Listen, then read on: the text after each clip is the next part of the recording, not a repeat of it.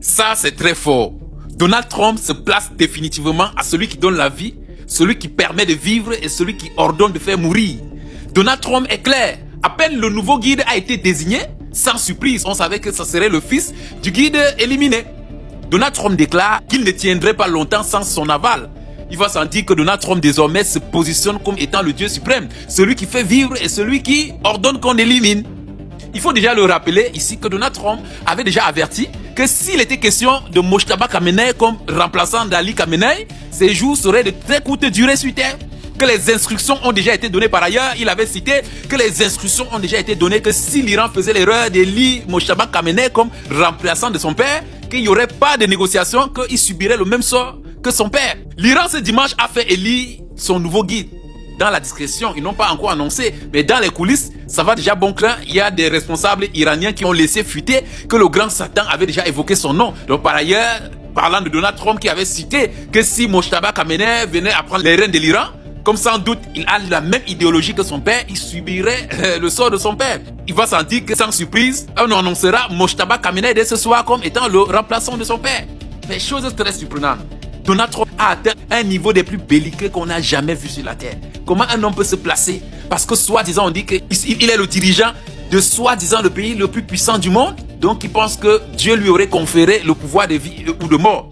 Mais déjà il faut qu'il gagne la guerre en Iran. Parce que c'est difficile. Éliminer un dirigeant parce que l'Iran a fait quelque chose qu'on a rarement vu. Il est écrit quelque part par les sages que si on coupe la tête, le système tombe. Mais depuis qu'on ne fait que couper la tête en Iran, on coupe la tête, on décapite le système, le sommet. Bizarrement, le système tient. Il tient tête, il bombarde, il décapite, il crée les troubles dans le Moyen-Orient partout.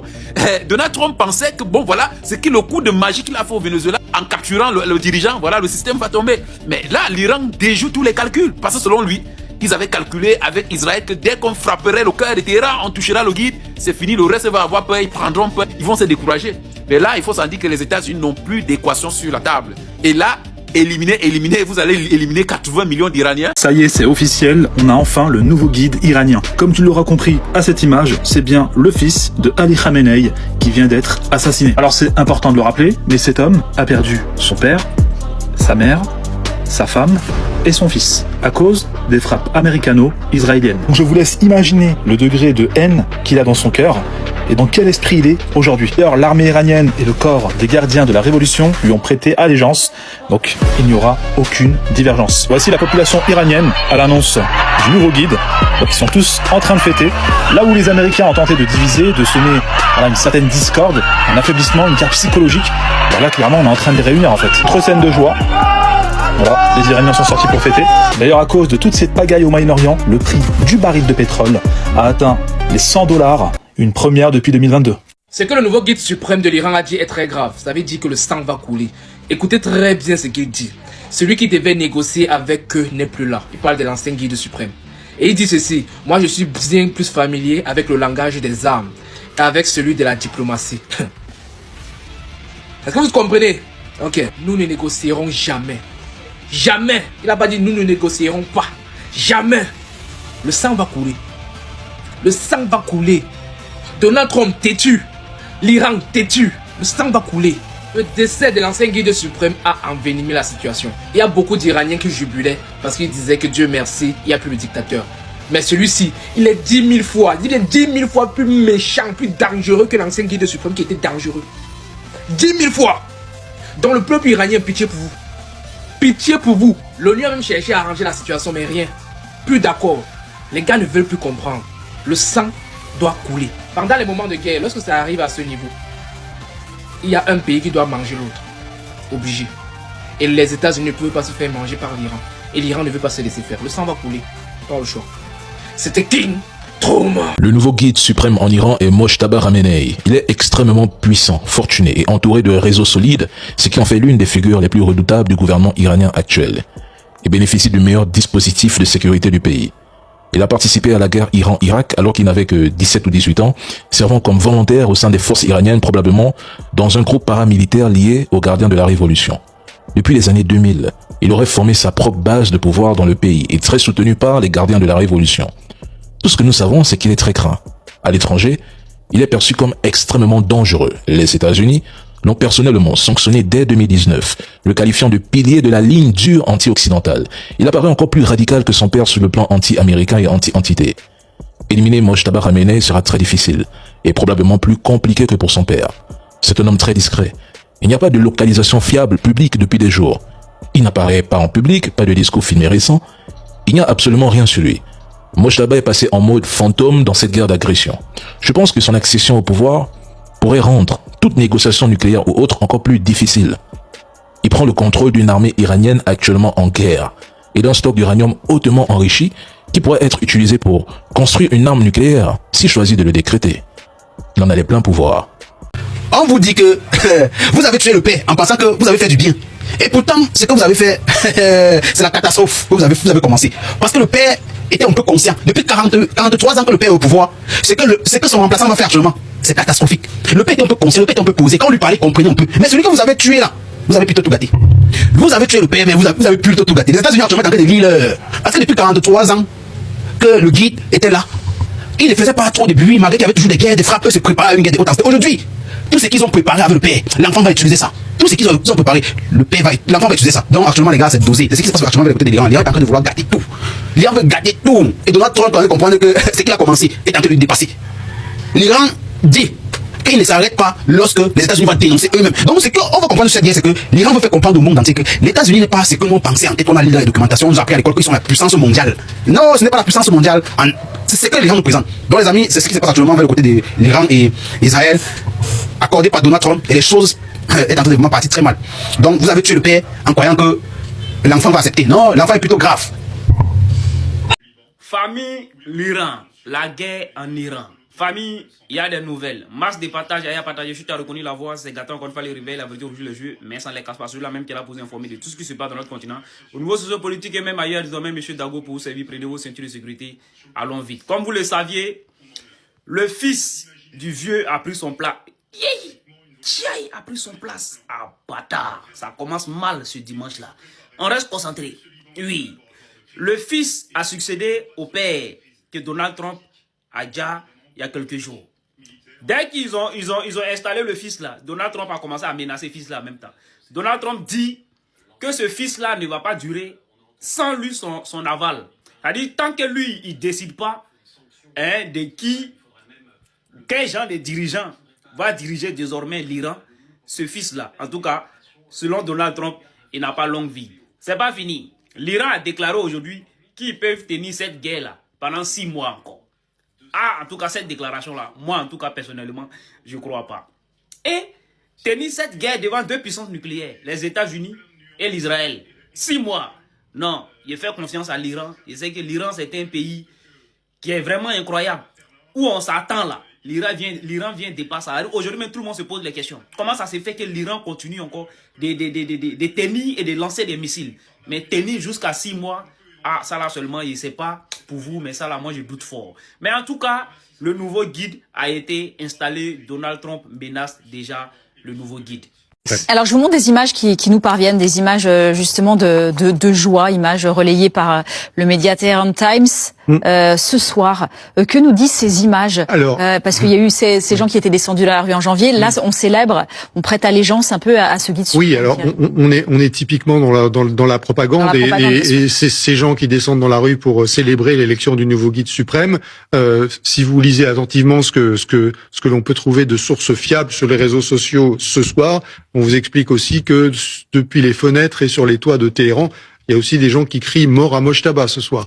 Donc voilà, ça c'est un des visages de ce qui se passe à Téhéran ce soir, et on peut raisonnablement supposer que ce n'est pas forcément un échantillon représentatif de la population israélienne et de la population iranienne. Pardon. Alors Guillaume Ancel et après Jean-Claude Bourgeois. Guillaume Ancel. Juste pour dire que compte tenu de ce qu'a déclaré Trump sur le sujet, le nouveau guide suprême est une cible vivante. Oui, je disais ennemi numéro 1. Les Israéliens vont tout faire pour le dessouder le plus vite possible, pour montrer que ils ont bien décapité le régime, parce que finalement le message du régime, comme l'a rappelé Thierry, c'est de dire Khamenei est mort, vive Khamenei. Et donc le régime est toujours là, quasi intact, et il continue à flotter. Voilà, ça va être extrêmement important pour les Américains et les Israéliens de réussir à le descendre et évidemment les Iraniens vont tout faire pour le protéger. C'est un pied de nez à Donald Trump ce qui se passe ce soir, oui, une semaine après l'élimination de l'ancien guide, son père. Oui, parce qu'il y a un élément de différence entre l'approche américaine, en tout cas le souhait des Américains, et les Iraniens. Les Iraniens savent que militairement, ils ne peuvent pas faire le poids face aux États-Unis et Israël. Ils jouent le temps, ils jouent la montre, et lorsqu'ils mettent le fils de Khamenei aux responsabilités, ça veut bien dire qu'ils sont prêts à mettre quiconque sera potablement ou possiblement qui puisse remplacer, et donc ils vont jouer le temps. Et c'est là où la difficulté de Donald Trump, et on vient de le dire, lorsqu'on entend que côté israélien, on se dit qu'il faudrait 6 à 9 semaines pour pouvoir y parvenir, on voit bien que c'est très limite, et les Iraniens ont tout leur temps, et ils s'en ficheront de balancer, de perdre. Ils ont déjà perdu 50 000, en tout cas ils ont sacrifié 50 000 de leurs concitoyens au cours de ces dernières semaines, mais ils sont prêts à faire exactement la même chose, et puis les enjeux économiques sont tels pour les gardiens de la révolution qu'ils se battront jusqu'au bout. C'est là où est la grosse limite de Donald Trump, qui est lui pris par le temps, et les Iraniens qui ont véritablement le temps nécessaire pour pouvoir résister. Il est le nouveau guide suprême, Mojtaba Khamenei, le fils du mollah Ali Khamenei, tué la semaine dernière. Ces religieux du Conseil des experts que l'on voit ici, réunis avant le début de la guerre, ont dû organiser un conclave virtuel, à distance, chacun se cachant chez soi, pour élire le nouveau leader du régime. Le vote a eu lieu et le guide a été choisi. Le fils succède au père, une provocation pour Donald Trump qui ne voulait pas de lui, mais aussi le signe pour les Iraniens que le régime des mollahs n'entend pas céder le pouvoir. Nos forces armées sont au minimum prêtes pour une guerre totale d'au moins 6 mois. Défiant face à ses ennemis et impitoyable avec sa propre population, en vérité même privé de sa hiérarchie décimée, l'appareil d'État a encore resserré son étreinte en multipliant les contrôles et en muselant toute protestation grâce à sa milice armée, les gardiens de la révolution. Le fils d'Ali Khamenei est devenu le nouveau guide suprême de l'Iran. 2026, il est 23h en ce 9e jour de guerre au Moyen-Orient. Mojtaba Khamenei a été élu ce soir par l'Assemblée des experts. Il succède à son père, tué le 28 février lors de l'attaque lancée par les États-Unis et Israël contre l'Iran. Dans un communiqué relayé par les médias iraniens, l'instance religieuse annonce que l'ayatollah Mojtaba Hosseini Khamenei devient le 3e guide du système de la République islamique après un vote décisif de ses membres. Dans la foulée de cette nomination, les gardiens de la révolution ont annoncé leur soutien total au nouveau dirigeant. Dans un communiqué, ils déclarent être prêts à obéir totalement au nouveau guide suprême et affirment leur allégeance totale à Mojtaba Khamenei. Dans le même temps, l'Iran affiche une position très ferme face à la guerre en cours. Le président du Parlement iranien affirme que le pays ne capitulera pas. Il estime que Donald Trump a commis une grande erreur en pensant que l'Iran se rendrait après quelques jours dans le conflit. Selon lui, la nation iranienne se battra et ne se rendra pas. Il prévient également que Téhéran prendra des contre-mesures contre tout pays du Golfe qui autoriserait les États-Unis à utiliser son territoire pour attaquer l'Iran. Sur un autre dossier, Téhéran dément toute implication dans une frappe aérienne survenue en Azerbaïdjan. Lors d'un échange téléphonique avec le président azerbaïdjanais, le président iranien affirme que cette attaque n'a aucun lien avec l'Iran. Le chef de l'État a également remercié son homologue pour sa visite à l'ambassade iranienne à Bakou afin de présenter ses condoléances après la mort d'Ali Khamenei et de civils tués dans les attaques menées par les États-Unis et Israël. Dans le même temps, l'Arabie Saoudite annonce avoir intercepté 2 drones au nord de Riyad. Le ministère saoudien de la Défense indique que les appareils ont été abattus par les forces du royaume. Les autorités précisent que l'attaque a été neutralisée et qu'aucun détail supplémentaire n'est disponible à ce stade sur l'origine des drones ou d'éventuels dégâts. Pendant ce temps, en France, Emmanuel Macron se place en mode crise face à l'escalade au Moyen-Orient. Depuis la résidence présidentielle de la Lanterne à Versailles, le chef de l'État multiplie les appels sécurisés avec plusieurs dirigeants de la région, notamment au Qatar, au Koweït, en Égypte, en Syrie et aux Émirats Arabes Unis. Il a également échangé avec le président libanais Joseph Aoun et Nechirvan Barzani, président de la région autonome du Kurdistan irakien. Selon l'un de ses conseillers, le président consacre désormais l'essentiel de son temps à cette crise et doit désormais se rendre demain à Chypre. Toutes les images et les infos minute par minute sont à retrouver en temps réel sur X en raison des restrictions de diffusion sur les plateformes traditionnelles. Le lien est juste ici ou alors épinglé en haut de mon profil www.clair.news. Vous cliquez sur le bouton fil info pour retrouver l'information minute par minute. Et sur ce site, vous pouvez également cliquer sur le bouton Ahmed en direct pour nous rejoindre sur Kik. On suit la situation en live non-stop depuis maintenant 9 jours. Vous pouvez venir interagir avec moi en direct, poser vos questions et suivre suivre l'évolution de la situation en temps réel. L'application est entièrement gratuite, il n'y a aucune publicité contrairement à Twitch et la création d'un compte prend moins de 2 minutes. On continue le suivi de l'actualité sur Kik et sur X. Le conflit entre l'Iran et les États-Unis va peut-être s'empirer car il y a un nouveau guide suprême qui a été élu à la tête de l'Iran et ça va pas plaire à Donald Trump. Mojtaba Khamenei, c'est personne d'autre que le fils de Ali Khamenei qui avait été tué dans les frappes américaines, rappelez-vous, et qui est décédé il y a quelques jours. C'est bien évidemment le fils de lui pour celles et ceux qui n'avaient pas compris, mais je me dis, il va vouloir continuer la mission de son père, il va vouloir continuer le conflit contre les États-Unis et ça ne plaît pas du tout à Donald Trump. Le président américain avait d'ailleurs annoncé que si il devait y avoir un chef suprême en Iran, il devait être choisi par Donald Trump lui-même. Donc déjà Trump, je pense qu'il est un petit peu culotté, il veut être de partout, vraiment il rush de partout. Donald Trump, il croit que tous les pays lui appartiennent. Et de deux, la France a envoyé son porte-avions Charles de Gaulle du coup dans la Méditerranée orientale. Donc est-ce que ça va pas causer encore plus de problèmes à l'Europe et plus de problèmes à la France si le fils de Ali Khamenei est le nouveau guide suprême? Il va maintenant essayer de chercher les embrouilles à la France, chercher les embrouilles à l'Europe. N'hésitez pas à me dire ce que vous en pensez. Togolais, mes chers compatriotes, le guide suprême iranien, qu'on peut appeler également le président de l'Iran, M. Ali Khamenei, qui récemment a été éliminé, vient d'être remplacé par son propre fils, M. Mojtaba Khamenei. C'est du père au fils aussi. Pourquoi les esprits de critique, les climadors, ne critiquent pas ça?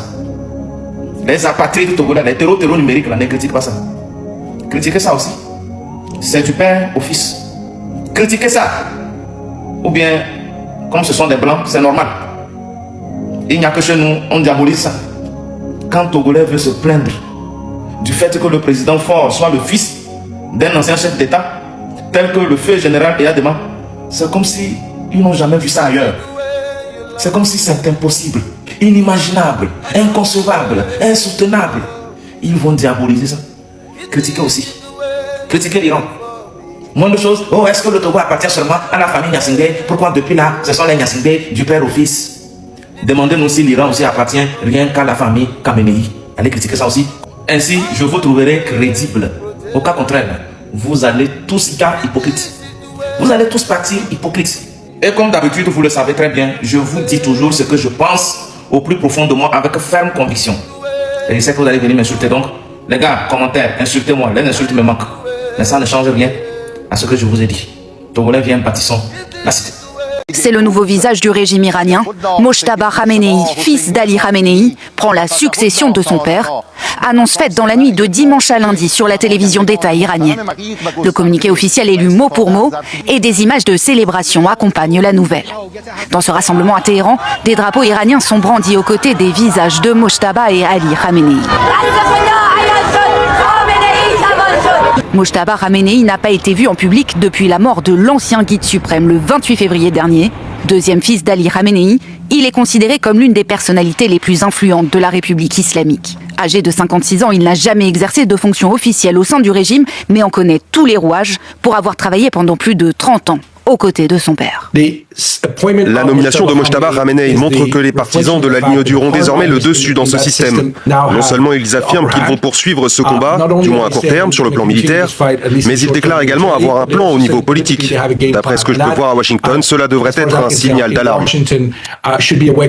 Proche de l'appareil sécuritaire, Mojtaba Khamenei entretient des liens étroits avec les gardiens de la révolution et les Basiji, cette milice qui réprime dans le sang les mouvements de contestation de sa population.